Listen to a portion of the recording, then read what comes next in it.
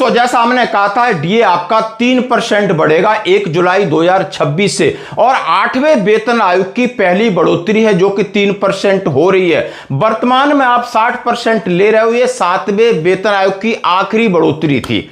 अब 1 जनवरी 2026 से आपका 8वां वेतन आयोग लागू होगा और आपको मिलेगा एरियर, और ये 3% के आंकड़े मैंने जो कहा था वो लिए थे एआईसीपीएन अप्रैल महीने के आंकड़े 0.9 की जो आपका 149.9 हुआ 0.8 की बढ़ोतरी, और डीए संभवतः 99.99% आपका 63% जा रहा है, 2 महीने बाकी है। ये कहानी हम आपको बता चुके हैं। अब आगे कि ये एरियर कैसे बनता है, फिटमेंट फैक्टर बढ़ेगा तो एरियर कैसे बनेगा, तो बोर्ड पर आप सिपाही से लगाकर कैप्टन तक की टेबल देख सकते हो। इनका आपने देखा होगा पे लेवल आपके सामने लिखा हुआ है, उसके बाद इनकी बेसिक पेंशन लिखी हुई है जो कि मैंने ब्लू से लिखा है। लाल से जो 60% डी है मैंने उसको इसके साथ ऐड करके कितना इनका टोटल पेंशन बन रहा है यानी 1 जनवरी 2026 को। अब यहां से होगी बढ़ोतरी, अब बढ़ोतरी होगी वो 2 साल बाद होगी, मान लो 1 जनवरी 2028 में होती है। तो जो 2 साल के पीरियड का एरियर कैसे वर्कआउट करेंगे, आइए इसके ऊपर बात करते हैं, बोर्ड पर समझते हैं बड़े आराम से। जैसा कि दोस्तों हमने रैंक स्ट्रक्चर के आगे उनका बेसिक पेंशन लिखा, 60% उसके साथ जोड़ देते हैं तो आप सिपाही का जो 20,463 है वो 32,700 हो जाता है। इसी का मैं उदाहरण लूंगा, यदि आप इसमें इंटरेस्टेड हैं कि नायक का कितना है टोटल, तो 37,710, हवलदार का 39,621, ऑनलाइन नायब सुधार का 42,780, नायब सुधार का 44,720 है, सूबेदार का 50,400 है, एसएम का 55,080 है, लेफ्टिनेंट का 68,000 है और कैप्टन का 74,080 है जिसकी 46,300 है। इतनी बात क्लियर है। अब मैं जो कहने जा रहा हूं उसको थोड़ा सा ध्यान से सुनेंगे मैं कह क्या रहा हूं। हाँ जी दोस्तों, अब मैंने लिखा है 63% और 3%। अब ये जुलाई 2026 की बात मैं कह रहा हूं, जुलाई 2026, उसके बाद जनवरी 2027, फिर जुलाई 2027 और जनवरी 2028 तक, यानी जनवरी 2028 के बाद हम समझ सकते हैं कि सरकार इसको इंप्लीमेंट कर देगी। तो 2 साल यानी लगभग 1 2 3 4 6 + 6 + 6 + 6 यानी 4 आपकी छमाई हो गई, 2 साल हो गए। अब मैं जैसे सिपाही की बात किया है दोस्तों, इसकी बेसिक पेंशन है 20,463 और 60% ऐड कर देंगे तो 1 जनवरी 2026 को यानी ये डीए मर्ज होगा तो 32,700 ऑटोमेटिक हो जाएगी। अब आगे मैंने लिखा है कि 63% और 3%। अब मैं ये कहूं कि 20,463 का 63% अब मिलेगा, क्योंकि अभी तो घोषणा नहीं हुई है। अब जब आपको जिस तरीके से हम जुलाई अगस्त सितंबर में घोषणा होगी तो 63% होगा, फिर आपकी जो 32,700 है बढ़कर के 33,354 हो जाएगी। क्या हो जाएगी? 33,354 किसका होगा? इसके ऊपर लगेगा 63% डीए। क्लियर बात है, समझ गए? माना कि अब ये 2 साल बाद जनवरी 2028 से कैसे बढ़ेगा, फिर माना 66% बढ़ेगा, यानी ये कब बढ़ेगा? जनवरी 2027 में आपका 66% होगा। फिर आपका ये जो आपकी ये बेसिक पे है जो 33,354 है, उसके बाद 33,968 मिलेगी। फिर मान लो 2% बढ़ता है तो 34,377 हो जाएगा। फिर जाकर 71% होता है तो 34,991 हो जाएगी। इस तरीके से तो आपका मिलेगा, क्योंकि जो डीए बढ़ोतरी वो 7वें वेतन आयोग के पैटर्न पर ही अगले 2 साल चलेगी, कोई बदलाव नहीं होगा। अब मैं आपके सामने कह रहा हूं कि जो आपकी ग्रांड जो 60% से 32,700 है और लगभग 34,991 ये पहुंच रहा है और आपको मिलता रहेगा। जैसे ही घोषणा होगी तो रिवर्स कैलकुलेशन क्या होगा, जरा ध्यान से देना। मैंने कहा कि 1 जनवरी 2026 को फिर आपकी बेसिक ये हो जाएगी। सपोज करो, अभी मैं फिटमेंट फैक्टर नहीं लगा रहा हूं, माना कि ये हो जाएगी, यानी वो उसके साथ मर्ज कर देगा। सपोज करो इसी के ऊपर, इसी बेसिक के ऊपर कितना डिफरेंस निकल के आता है, बड़े इंटरेस्टेड चीज है। अब वो 32,700 पर 3% के हिसाब से कैलकुलेट करेंगे। पहला छमाई 3% तो कितना बनता है? 33,681। इससे 63% से बन रहा था 33,354 और डायरेक्ट इसके ऊपर 3% लगाते हैं तो 33,681। फर्क कितना पड़ा? 327 रुपए का आपका फर्क पड़ा। 6 महीने का गुणा तो 1962 ये एरियर बना। सिर्फ फिटमेंट फैक्टर अभी लागू नहीं, अभी सिर्फ इसी डीए के ही तरीके से बन रहा है। ऑटोमेटिकली आपका घाटा हो रहा है, मैं कहूंगा ये घाटा हो रहा है, लेकिन ये घाटा फिर एरियर के रूप में मिलेगा, जो कि पिछली छमाही यानी जनवरी से जुलाई तक का 327 सिपाही का हर महीने कम हुआ है। 6 का गुणा करेंगे तो 1962 हो जाएगा।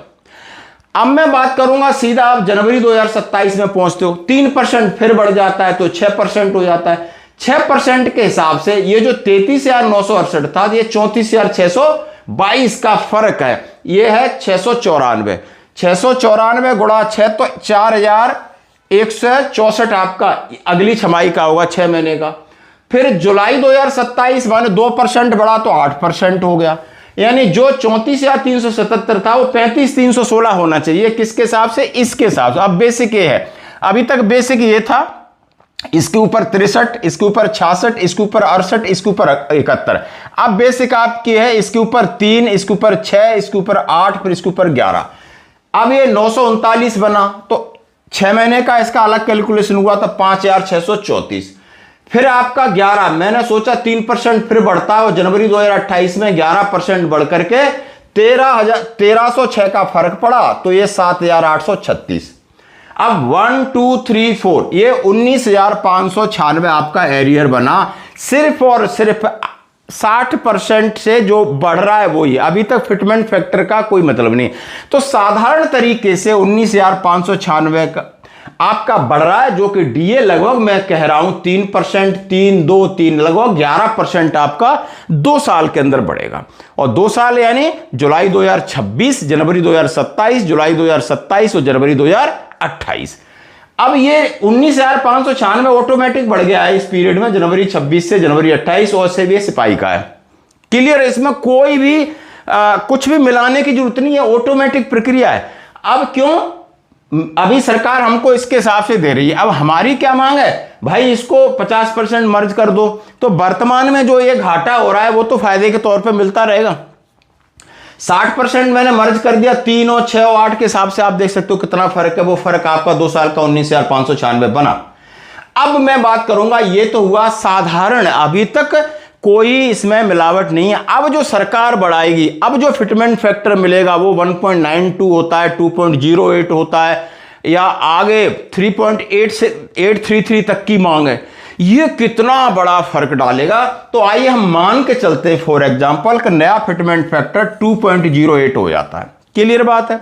अब 2.08 हो जाता है तो 20,463 इंटू 2.08 इक्वल टू 42,563 उसकी नई बेसिक पेंशन बनेगी विद इफेक्ट फ्रॉम 1 जनवरी 2026 से। क्लियर बात है? क्यों होगा? अब रिवर्स कैलकुलेशन चलेगा एरियर के लिए, स्वाभाविक है चलेगा।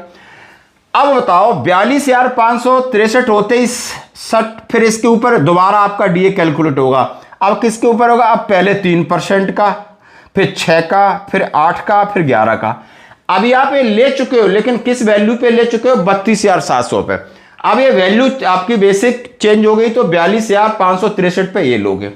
अब इसमें से आपने जो डिफरेंस निकलेगा, क्योंकि कुछ हिस्सा आप ले चुके हो, यानी 63% ले चुके हो, तो 1.63 फिटमेंट फैक्टर का डिफरेंस निकालेंगे। फिर जो आप 66 है तो 1.66 का, फिर 1.68 का, 1.7, इस हिसाब से फिर एक एरियर आपका वर्कआउट होगा, और वो एरियर आपका लाखों में होगा, लाखों में होगा आराम से। एक सिपाही का भी लगभग आप समझ सकते हो 4 से 5 लाख जाएगा। अब ये डिपेंड करता है कि फिटमेंट फैक्टर क्या होगा। अब यहां का जो है इसी की लड़ाई है, और यही आपका पेंशन, यही आपको एरियर बढ़ाएगा, बशर्ते अब ये जो डीए बढ़ते जा रहे हैं ये हमारे फायदे में होंगे। क्यों? पहले वैल्यू जो डीए लग रहा है वो 20,463 पे लगेगा। उसके बाद जब आपका एक नॉर्मल कैलकुलेशन होगी तब आपकी बेसिक बदलेगी 32,700, ये ऑटोमेटिक है। उसके बाद फिटमेंट फैक्टर बदलता है। मैंने 2.08 किया तो 42,563 है, ये सिपाही का मैंने एक वैल्यूशन किया है। तो दोस्तों इस तरीके से एरियर निकलेगा, इसलिए जरूरी है और कि अभी जो महंगाई बढ़ रही है, सरकार लगातार यानी आपकी सीएनजी है, आपकी एलपीजी है, आपके पेट्रोल हैं, आपकी डीजल हैं, यानी इनके ऊपर जिस तरह क्रूड ऑयल्स के रेट बढ़ रहे हैं और सरकार धीरे धीरे धीरे एक छोटे छोटे इंस्टॉलमेंट पे बढ़ा रही है, इससे पूरा आपका ढांचा है, ट्रांसपोर्टेशन का ढांचा, जब महंगाई बढ़ेगी यानी माल ढोने की होगी तो माल के ऊपर ही वो वसूली की जाएगी इस तरीके से। और ये इफेक्ट आगे आगे जिस तरीके से साल डेढ़ साल में आपको पता चल जाएगा कि ये जो आंकड़े अभी मैंने 11% कैलकुलेट किए, हो सकता है 12 से 15% जाएं। और फिटमेंट फैक्टर की जद्दोजहद चल रही है, इसमें मोस्ट प्रॉपरली कहा जा रहा है, अब जो बात आई लेकिन 2.30 तो सरकार को मानना चाहिए, क्योंकि फैमिली यूनिट की जो शर्त रखी है, महीना में जो खर्च होने की शर्त रखी है, वो इस हिसाब से रखी, फैमिली यूनिट 3 से 5 की बात की जा रही, तो 5 न होते हुए 3 भी सरकार रख लेगी। वर्तमान में महंगाई को देखते हुए, मुद्रास्फीति को देखते हुए और जो नई चीजों को ऐड करके 3 ही फैमिली यूनिट रखती, तब भी फिटमेंट फैक्टर 2.30 जा रहा है। जैसा कि इसी को लेकर बड़ी लड़ाई है, जो कि जेसीएम स्टाफ साइड अन्य कर्मचारियों को इस तरीके का मैसेज दे दिया गया है। अब आप सिपाही का दे सकते हो, इसी तरह आप नायक, हवलदार और नायक सुधार जो हमारे पेंशन भाई हैं, सर्विंग, उनका एरियर बनेगा। तो धन्यवाद।